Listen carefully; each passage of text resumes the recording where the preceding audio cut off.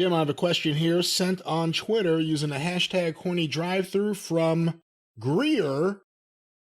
With all of the travel wrestlers had to do within the territories, I'm curious on your thoughts about why RVs weren't more widely used to save on hotel and even food expenses. God damn it.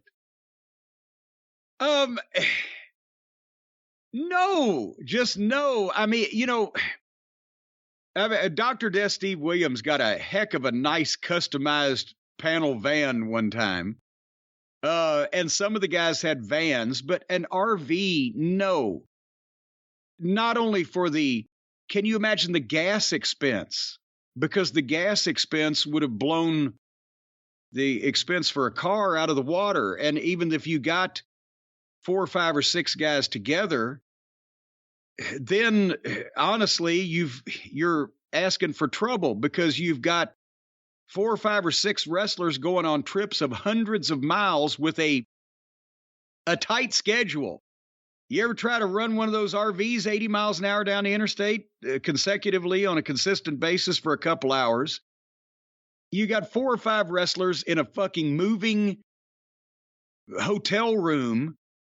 I can't imagine what the after the match, shit would have been like. Talking about the Fabulous Ones had a panel van, and they're driving in whatever state they're in, a giant, deadly machine weighing tens of thousands of pounds.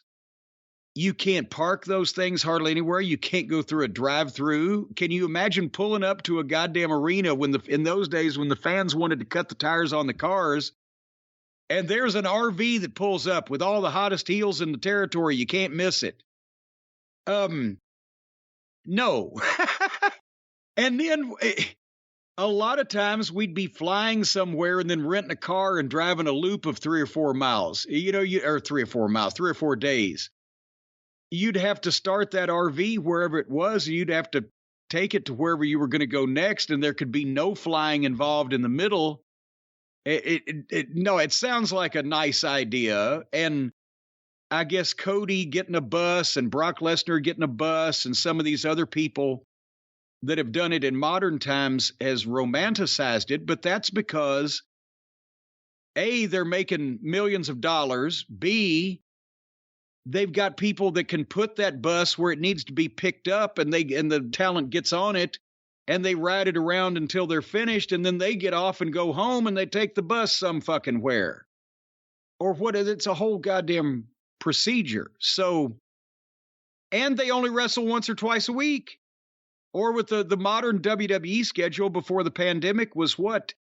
The Raw guys would wrestle on Friday, Saturday, Sunday, do Raw on Monday, and then be off. And so at the most, they're wrestling 4 days a week, and they're routed to where they're somewhat in range of the next town.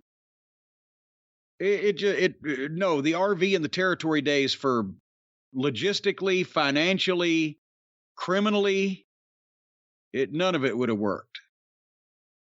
All right, well, let's get our next question here. This one was sent to CornyDriveThru. Can you imagine the police reports being taken out of what would have happened on that?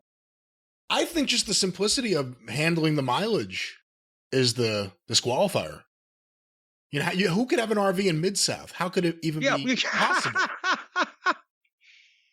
There were occasions. I mean, 2,000 miles was an easy week and wrestling every night, but there were occasions we were in a car nearly 4,000 miles in a 7-day period while appearing in a different city every single day. So that required you had to apply yourself determinedly on the road. You couldn't be poking along in the camper.